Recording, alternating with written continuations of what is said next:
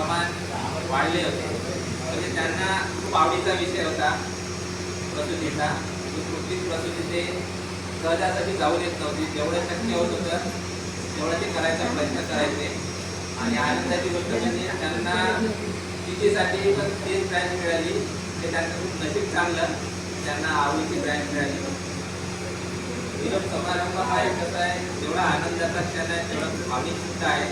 कारण की त्यांनी पूर्ण कधीच आपली आयुष्यभर अर्धायुष्य इथं घालवलं आहे आणि आता त्यांना हे आवडीचं स्थान सोडून जावं लागलं. कधी ना कधी आपल्याला जावंच लागतं. त्यांना पुढील शिक्षणासाठी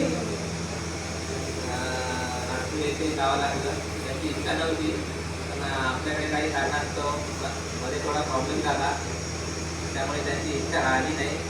तर ते दुर्दैव समजावं, त्यांचं नशीब खराब. पण आता पुढील भविष्यात चांगलं त्यांनी पीजी करून इथे जशी सेवा दिली चांगली, तसं भविष्यात पुढील ठिकाणी सेवा द्यावी त्याची आमची इच्छा आहे. आणि तुम्ही नक्की करून दाखवा. जसं प्राथमिक आरोग्य केंद्राला दुर्लक्ष केलं तर पुढे ज्या ठिकाणी जाल तेथील सेवा तुम्ही नक्कीच चांगले करा अशी आम्हाला आशा आहे. आणि मी एवढेच बोलतो की तुम्ही पुढच्या ठिकाणी जाण्यास तुम्हाला शुभेच्छा देतो.